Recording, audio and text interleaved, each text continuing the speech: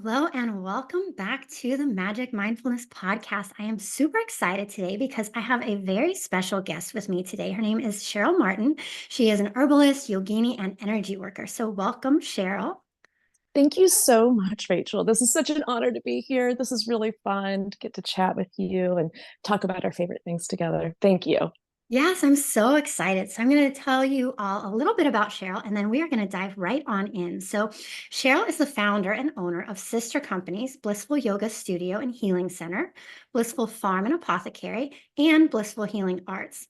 A deep passion for exploration, growth, and healing began nearly 30 years ago for Cheryl while attending her first yoga meditation class as a teen and has only continued to develop. So I'm super excited to learn more about you and your story. So maybe tell us how you first got introduced to yoga and meditation.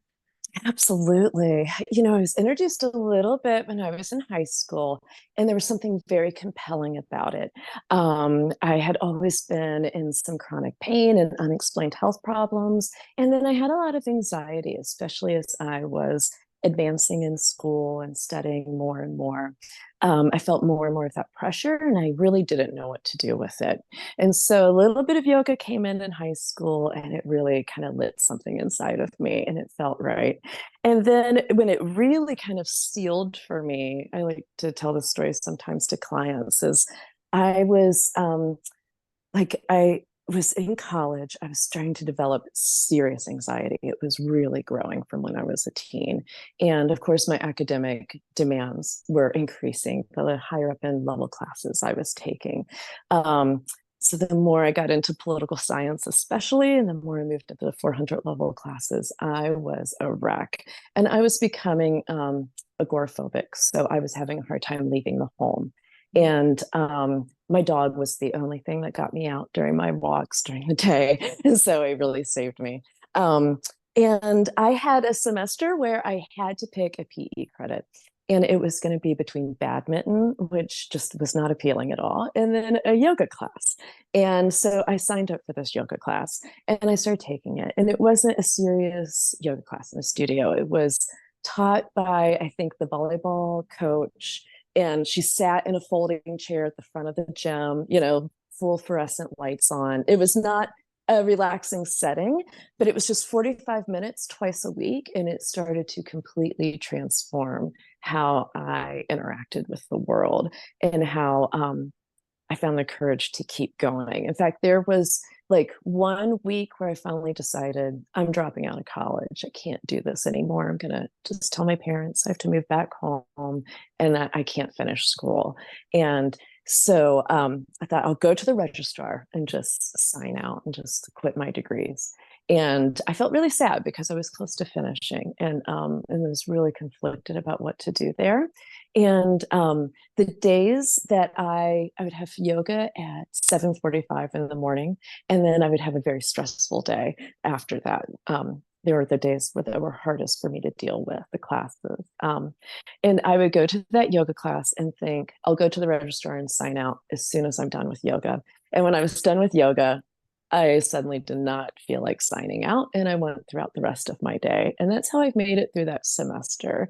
And so yoga quite literally saved my entire mental health. It saved the way I interact with the world, and meditation really changed. I was really going to quit life. I really couldn't deal with it. It changed my entire relationship with everything, including myself.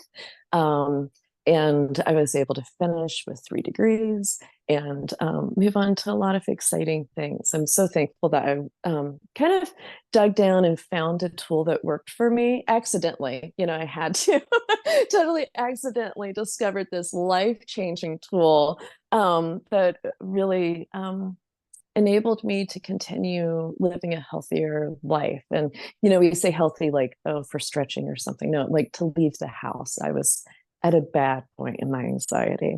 So it quite literally, just transformed my entire existence.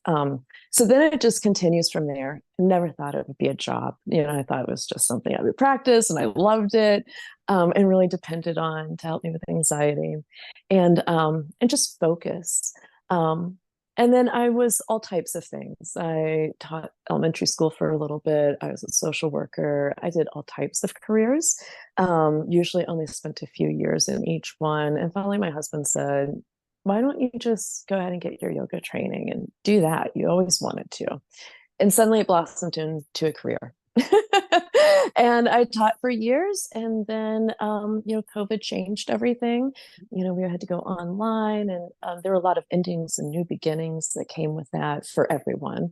And Blissful Yoga Studio and Healing Center was birthed out of that. So incredibly grateful for that long journey. It really, you think it's just a class that you're taking, or it's just 45 minutes, 75 minutes, but you're really realigning your life, and making it easier path to walk in. That's Yeah. exactly it. That's exactly it. I was just sharing with my listeners how 45 minutes, it might seem like you don't have that much time to take for yourself, but it's literally can change how you show up for yourself, how you show up in your day, how you show up for the people around you. It Yeah. gives you that strength, that inner strength and fortitude and resilience to make it through what might be a challenging day. Absolutely. Absolutely. And in my case, it really was sometimes the only thing that pulled me through. I'm sure a lot of people that practice can relate to that. That it really was the thing that gets you through that day, whether you practice in the morning or the evening. Maybe it was that really long day. I know I've experienced that, and you're just like, I don't know what to do, but you're on your mat at the end of the day. Somehow that craziness, that busyness, or just maybe that inner conflict, it just kind of threads itself away. It kind of straightens itself out. Yes, it does. And I love hearing and learning the parallels between your story and my story because I also stumbled upon yoga by accident in my late teens, mid teens. And I was super, super shy. So also did not want to leave my house. I was doing yoga videos. I was doing workout videos at home. And one of my workout videos had a sample yoga workout in the back. It was actually a yoga Pilates combination video. But that was my first introduction to any type of yoga. And I was like, there's something about this. You feel different. It's that mind body connection. It was so powerful. Yes. And so, over the years, it helped me learn to trust myself. It helped me learn to, I was super crazy shy. It would help me to find the confidence to step into my voice. And then when I did my yoga teacher training, I thought I was doing it just to deepen my own knowledge, to deepen my Right. own journey. And then I was like, I can't keep this to myself. Everybody needs to know this. But it also gave me the confidence. I never thought I would have the confidence to teach because I was so shy. But yoga gave me the confidence to believe in myself so that I could step into this role of teacher. So it's just fun to hear Absolutely. how yoga has transformed people's lives from the inside out. Absolutely. And just really transformed the entire thing before you know it. Again, you're just practicing these little classes, these moments in your life. And before you know it, it's rearranged everything. It It's has. it's really subtle and powerful, which is a really beautiful combination. It really is. It really Yeah. is. You don't find too many things in life that work like that, where it's, gentle, subtle, powerful. That's a really beautiful way to work with ourselves. I think our culture really embraces going hard, training hard, going harder, going harder, even harder, getting up Yeah. earlier, whatever it is, like putting the pressure on. And I think it's a really important thing to note, to slow down and be gentle as you realign. Yes. And that Yeah. is such a powerful reminder because the practices are simple, it can be gentle, but it is so Yeah. profound and life-changing and transformational. It absolutely is. You really are developing a somatic practice with yourself. And, when I was answering some of the questions you were asking in the questionnaire, it was thinking, what is the impact of mindfulness? What has it done for me? And I thought, I don't think there would be that much self reflection, or there would be a want, a desire to self reflect, but not really the space.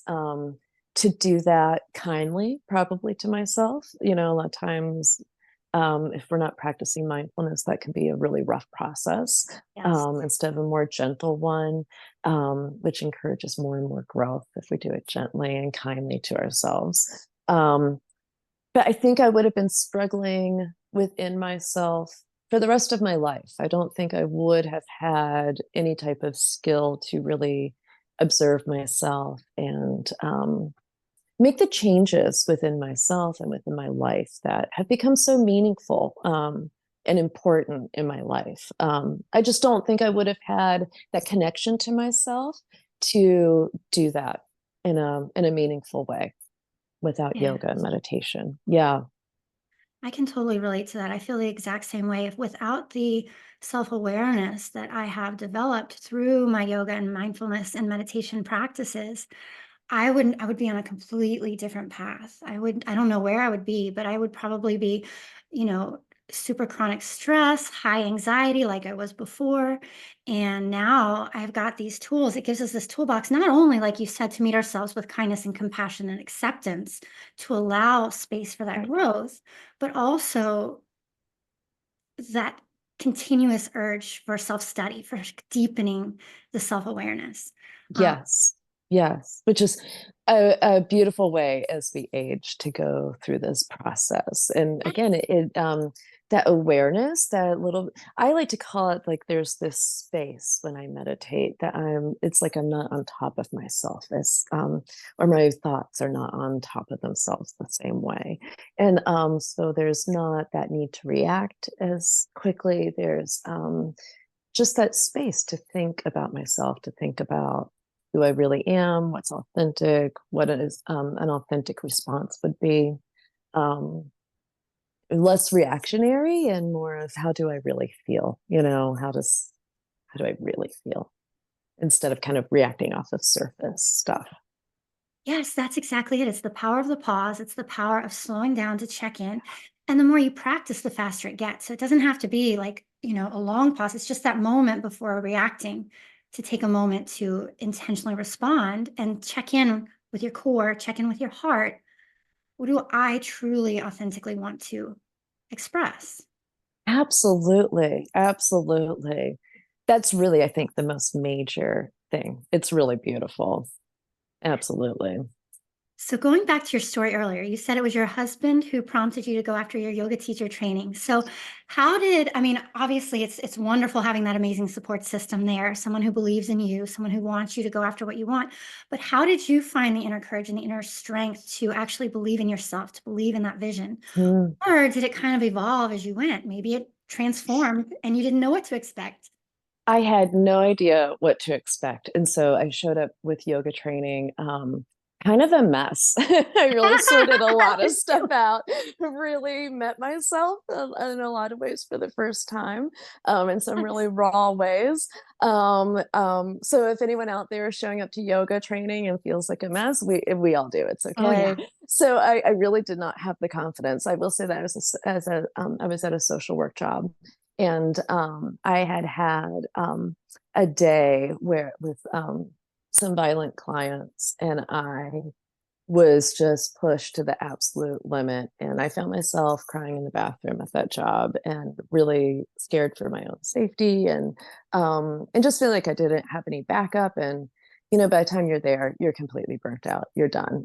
You have nothing else to give, and you're in a bad spot. And so he said, just do something. So I had really totally burned myself out, in terms of I was trying to be of service. I was trying to really trying to contribute to society in a way that would help. But it really did burn me out, and I was not okay at the end of it. And so yoga was really where I met myself, a lot of broken pieces of myself, and that training that I did. It was through the Nest originally when Heather owned it, and it was at Cedarstone. Oh, So it was like back in the day at the little studio. And it was, I just remember walking in there and being really self-conscious. And it was a small little training group. And I always practiced in the very back corner. In fact, I was absolutely mortified when the teacher said, "You can't teach from back there. You're going to have to come up here at some point." And I was like, I did not think about that. I'm sorry, I can't do this. This was insane. I can't do this. But so the confidence grows probably as we connect to our bodies, we connect to ourselves. We're able to heal and kind of cleanse ourselves emotionally, physically, without shame, and that leads to confidence too. I really think yoga taught me how to be gentle and respectful to myself. I don't think I had really any kind of clue how to gently move myself through phases of my life. I think my inner thoughts were pretty, they were just not kind. I think they were trying to be motivating, but they were, like most of us, that inner thought stream that we have, so can sometimes be pretty brutal. So I think I would have taken steps back and forth, or forward and backward in terms of healing, and then stepping back in shame, maybe, or, but anyway, yoga keeps you progressing. Whatever it's a yin practice, a restorative practice, really rigorous yang practice. It moves you forward just 75 minutes or 45 minutes at a time. And sometimes that's all you can do that day, as you're really going through things. But at least you're not stuck. You're kind of moving through whatever it is.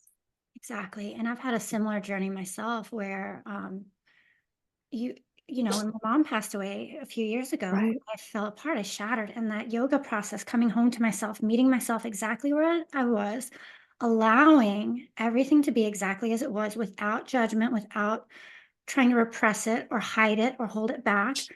That yoga gave me a safe space to help Yeah. me to put my pieces back together. Are they together the way they were before? No, they never will be. But No. what I love about it, and when I talk to my clients about it, I like to think about a map, and you have got that pin, and then you've got your little location, and then it's a swirly, windy path from one to the other. But by the time you get to the end point, you're not the same person who began that journey. So you No. start all over again. Like we were talking about before we started recording, it's that ever evolving path of learning and growing and learning and growing. Yes. Yes. And what a beautiful thing when we embrace it. Our culture does a lot to encourage us not to embrace it, to kind of fight it, work around it. But it is a beautiful thing to just meet yourself where you are. And when you're going through things like losing your parents, so sorry for the loss of your mom. That is really it's just making it the mat is kind of a feat in and of itself. And then we just are gentle with ourselves for that time that we're on the mat. And I love to tell clients that while you're on the mat, that is your own world. I'm not going to be touching you. You can do anything you need to do on this mat, and it's your own space to feel connected to your body, listen to your body. I think too, yoga was this space where I really learned about consent within my own body, that especially restorative and yin practices, when my body said, no, thank you, not to force it into something. And I think that goes emotionally and mentally too, right? Or through work that I was forcing myself through. That I really just don't have to engage in that energy anymore. It's And I'm not pleasant and it no, doesn't yeah. work. And I just don't want to do it anymore. Exactly, and I'm so glad that you shared that because it's the mind-body connection, the heart, and, oftentimes our body's trying to tell us something or reflecting something back to us that we need to learn to listen to, and we're disconnected often in the busy world that we live in. Right, right. We're really, there's another aspect to it as well that I like to remind myself and clients when I work with them, is that we have evolved to really kind of repress any kind of discomfort and keep going. And so it's something that our society encourages, and it's something that's kind of ingrained in us. So it really is a huge turn of events to learn not to do that to yourself and to others. That sometimes you just don't even realize how much pressure you're putting on your body, on your day, on your schedule, on on your self to heal quicker than you're healing, or whatever it is. Yeah, there's just a lot of pressure, and yoga has just, it always reminds me to ease up on the pressure.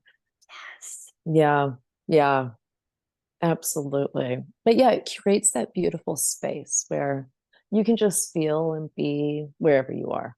That's, I think, one of the most beautiful aspects. And when we're practicing mindfulness, meditation, yoga, we're not being asked to speak or even communicate our feelings, trying to get into our heads. And it really is just get into the body and just allow ourselves to feel whatever we're feeling. And that way you move through things. Yes. Yes. That's Yeah. a beautiful way to explain it. And you're absolutely right. Yeah, absolutely. Especially when we're not going back to the way that we were, when we've had a big loss, when something has really changed. Like someone, people have children, we lose our loved ones, um, people lose their mobility, their health. Um, there are things that we're not going to just fix and put back together, but that we're going to learn how to build anew, to live from there, to move through it. We're just going to learn how to move through it. Yes, that's exactly it. That's exactly it. One moment, one step, one breath at a time, and Yes. honoring every piece of the journey, every part of the journey. Right. That one breath at a time is so powerful. And I even have to remind myself, I've been doing this work for years, but to remind myself that my breath is always there. It's not a tool I have to go buy, that I have to remember to take with me. I have this really powerful regulating, peace building tool for within myself, and I have it all the time. And that it doesn't take a long time, to get the effects from it. Years ago, I taught a meditation class that was academic. It was like information, different than my normal meditation classes. And I was so blown away by the research that proved that it was just showing that people that were in hospice, if they had practiced meditation or yoga even 30 years, 40 years before the diagnosis, they didn't have to practice it currently or anytime recently. It played a huge impact on how their brain waves were working, on how at peace they were with processes that were happening. And I think that is so exciting that your yoga practice, your mindfulness practice doesn't even have to be current to have like lasting benefits. That blows my mind. There's really nothing else that you do in the world that um, permanently changes you. That is a really powerful, beautiful thing that blows my mind on a regular basis. Yes. I love, and it's a practice too. Like you said, I've been doing this over 25 years. You've been doing it over 30 years. And Yeah. I still have to remind myself when I catch myself feeling stressed or when I catch myself feeling anxious or when I catch my mind not present with my body, it's wandered off somewhere, come back Yeah. to the breath, feel the earth Yes. beneath you, come back to this moment. But it's all about coming back as often as you need to, as many times as you need to, again and again. But the more I do it, the faster I can come back. And the more often I catch myself when I drift.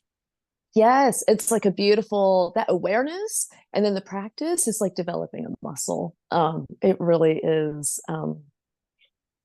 One of my yoga teachers years ago in teacher training, she was so profound, but she said that we usually can form the roadmap to how we got injured or how we got heartbroken or how grief found us, that type of thing, how injury found us, how pain found us. But we don't often make a roadmap within our bodies on how we found relief or comfort or happiness.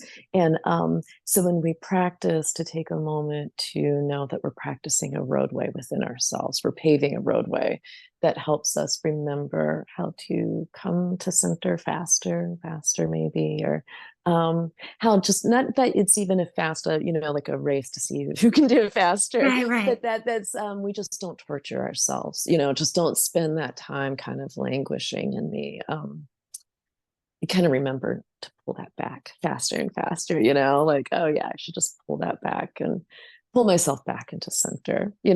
I find what's really funny is that, yeah, I've been practicing this for 30 years. I'll be teaching a class and I'm telling everyone every 5 seconds to breathe.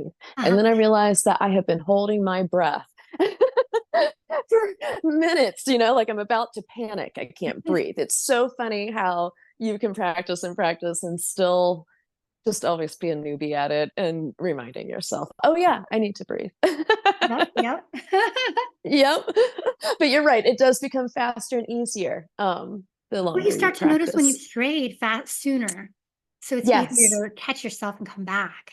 Yes. Yeah, absolutely. I was just listening to a podcast yesterday by a yogi, and they were talking about practice really does build progress. And you probably won't even see the progress. Mhm. Like you won't even notice it. Again, it's really subtle, but it's deeply powerful, and really rearranges your life in a beautiful way. Um, it's just so profound. But yeah, progress, just one breath at a time. Exactly, exactly. Yeah, absolutely. So all of your sister businesses, they all have mindfulness infused in the course. So why don't you tell our listeners a little bit about your offerings and how they can connect with you and how they can work with you? And I'm just so excited because you've got so many fun things going on. Thank you. They all were just kind of side passions. And for the longest time, it was just one business I was running, just Blissful Healing Arts, and yoga and meditation and herbalism was all part of it. And then a couple years ago, I'm a big believer in our projects and our creations having lives and spirits of their own. And they really took off on their own, and they wanted their own space. They wanted their own teams. Um, they wanted their own direction that wasn't tied to each other. And so, actually, in meditation, I really felt this. And so I just honored it and decided to let them split and give them the room that they each needed to grow into something that was a little bit more than what they were originally. And so I established Blissful Yoga Studio and Healing Center, and I built the building on my property because rent is so crazy high, and I needed to be able to own the building. And so I teach 2 classes a day, and it's just a really small production. It's just me and a few other healers that can rent out the space and see clients here. It's also an office for my healing arts business. Um, so they share the same space.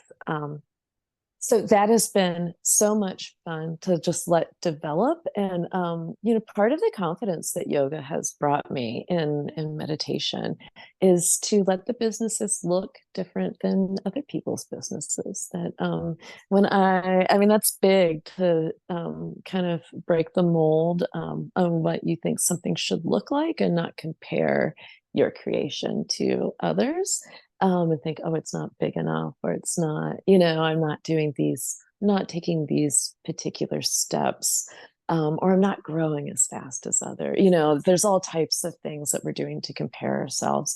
And it was really important. I find that the business is a delight to run when I let it run at its own speed and its own size. And so because it's small, I get to really travel whenever I want. I get to teach just exactly what I want when I want. And it's just really delightful. And what I really wanted, I didn't have a dream to own a yoga studio. I did in the past, but I really just want to have a space where I can practice yoga and others can join me. I think maybe that's what COVID taught me, is that I just want a humble room where I can meet others and practice and breathe and regulate with others. And other people were asking for that. So it just was time that that came to be. So thankful for that. And again, having a really supportive husband who says yes to all my crazy projects.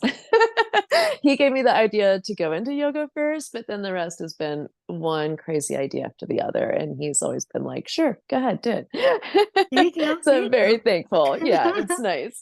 That's a really big help when you're dreaming your own vision. I also feel like each business again is really unique, and the farm that I run, the herbal business that I run, is not like what anyone else is running, and not better or worse or anything. But it's just something I can manage, and um, like ethics with our sacred land, workers' rights, different things are part of the core ethics of the herbalism farm.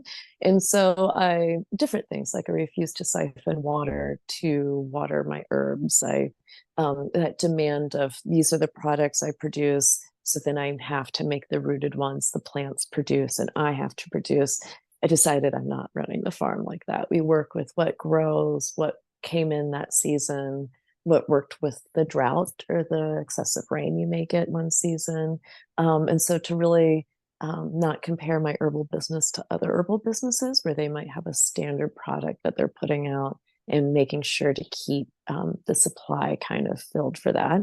I'm really letting the plants determine that, like what they're willing to give. And it's, again, been a really delightful way to run a business. And I find that if the business isn't draining, um, it's like it feeds into you and then you can just feed into it. And it's just a beautiful symbiotic relationship. And I'm really thankful that I stuck to what I knew in my core, that I was not going to let businesses get too big, that it became stressful for me, that I would allow things to grow one tiny step at a time. And then not to be taken out by imposter syndrome, which is big when you're stepping into all of the new things and letting them grow. You think like, who am I to be running three businesses? I never saw that happening, and it still surprises me. And you still think like, can I do this? But I can. The version of me that I am now at this age can do that. And so I'm really committed just to letting them evolve how they're going to evolve. And whenever it's time to let go of them, if there probably will be a day to let go of things, that I am really open to the letting go, just as much as I'm open to the creation process of things. So that's been a really big, like a really big element to the happiness and running the businesses that I run. And I highly recommend that for people, just to let your business look the way that it needs to. Let it look unique, let it be unique, let it be whatever size it's going to be, let it grow at its own rate. That is how your passion feeds you, the more that you feed it. And I think that's really important. A lot of times if we're chasing dreams, it can be pretty draining. And so I think that's a huge thing, is to let it feed you back. And then I run a healing arts business, and I've been doing energy healing for maybe 10 years or so. Started out as Reiki, although my Reiki roots go back probably 30 years as well, but I was not trained in practicing professionally all those years. But I was dabbling and being treated probably every week for years and years. So it's been deeply healing for me. Highly recommend. And then it really, I brought in some healing touch training. And then just recently I was sharing with you that I've joined the Sioux Stone Nation Medicine Path training, and which has just been just absolutely profound and wonderful. So yes, I offer energy healing. I offer a ton of herbal products. So my entire inventory was bought out recently, Oh, which is fun. wonderful, which is so Yeah. fun. But then you're left with like, what do I make now? So we have two new lines coming up for fall and winter. And there are a lot of warming and cleansing, like really rooted teas. I am also creating a lot of tinctures and flower essences, and I can't recommend them, not just the ones I'm making, but just in general, tinctures. And they're such a beautiful way. Plants are such a beautiful, simple, subtle way to treat ourselves in all types of way, in really powerful ways. And it's fairly fast. The plants move really quickly into our nervous system. So like this morning, I was a little nervous. So I made some cinnamon tea with lemon balm from my garden, and then added rose tincture, which rose is one of the products that I'm coming out with. I've fallen in love with it. And I feel like Rose always says, it's a good day to have a good day. There's a I like really calm beauty. It's not put on rose colored glasses. So you're not seeing things as they're not. It's not like a confusing thing. It is just really where you see the beauty in all the simple things that you're doing that day. It brings a Yes. great deal of gratitude. And so I am so having fun and exploring how gentle but powerful the plants can be. It's really exciting stuff. So I'm making a lot of like sleepy, kind of warming and deeply comforting. A lot of herbs are nervines, and so they can actually treat our nervous system pretty much instantly. I mentioned lemon balm, but it's just for anyone who needs a tip, lemon balm is cheap. You can get it anywhere, but it really treats all types of nerve pain. But it beautifully treats depression and anxiety. So if I'm feeling anxious, I will literally just pick some lemon balm and eat it. Instantly, the anxiety's gone, but it doesn't sedate you like lavender, some of the other kind of sleepy, relaxing herbs. And so there's so many beautiful options to treat anything that you are kind of feeling like you want to maybe work with a little bit. Plants are beautiful, just like yoga. It all works on that beautiful, subtle, gentle element that is not as invasive as a lot of practices that our culture really embraces. Like, I love endurance sports, especially when I was younger, different things that, but it really can be invasive medicine. It could be invasive, kind of working out, stressful things. But I don't know for the rest of you, as I get older, anything that spikes cortisol is just not my friend. So anything that stresses my body out, I'm just not doing anymore. Yes, yes, meet yourself where you're at. What Yes, a powerful yes. journey too, like how you've just let it naturally evolve, how you've been mindful to honor your own energy and the energy of each of these unique businesses, letting them evolve and grow, but in a way that was very mindful and supportive of your nervous system and your goals and your dreams, really trusting your path and following your own vision for yourself, your future, and kind of allowing it to evolve. Like you said, you don't know what it's going to look like, and you're just No trusting that idea. process. Right. There really is this thing of trusting your own vision and trusting your own process. And whatever you're doing, if you're raising children or, just whatever your viewers are finding themselves in, um, it is that process. And yeah, that's such a beautiful thing that you don't know where those building blocks, you don't know where that degree that you got that maybe you didn't use, you don't know the other blocks that are building on top of that and where it could end up and the useful tool that that could be, or that yoga class that you took one time. You just the more that we're just exploring, you just have no idea how these things are going to kind of weave together, build together, and how you're going to develop as a person. And that's always changing, so you've always got to be connected, have a practice to connect to yourself over and over. And um, I remember, back when I was really opening up the businesses and they were looking differently, and I had really different, or just unique, at least from what I had seen, kind of priorities and ethics and codes that I was going to follow through with business. Um, that the vision didn't make sense to really anyone that I was telling, Yeah. even the ones that were loving me and helping me through it. I can tell you, no, it's not that I don't think, I know they didn't see the vision, but they were very supportive because they love me. But I remember thinking, and even telling someone, I don't care that no one else can see my vision. I see the vision, and it's no one else's responsibility to see my vision. And I'm not going to carry my visions around being like, what do you think of, like, can you believe in it? Can you believe in it? Can you believe in it? It was really just important that I believed in it. And that even if I didn't know what it was going to turn out to be, I felt in my bones that it was worthwhile. I highly recommend that, like that, develop that practice of getting in touch with your bones, what you feel and your gut and in your body and your fascia. And then always ask yourself, like, is this the authentic thing that I'm bringing? And that when you're creating in that authenticity, it really feeds you. It loves you right back. And it's like having a relationship. You met this work and or this business that came to life, and the two of you get to do a little dance together. um yeah, it's a very flowy relationship to have with And I love how you something. mentioned that. I mean, I feel like we could go on all day, but We you're could. balancing the masculine and the feminine. You've got the flow, and the business, but Thank you for they're saying that. I dancing never thought together. about it like that. Okay, great. Oh, well, I will put links in the show notes to all of your businesses: Blissful Farm and Apothecary, Blissful Yoga Studio and Healing Center, and Blissful Healing Arts. We've talked about how yoga helps us come home to ourselves, helps us meet ourselves where we are, helps support us along our journey. We've talked about believing in yourself, believing in your vision, believing in your authenticity, and trusting that mind body connection, the power of having support around you.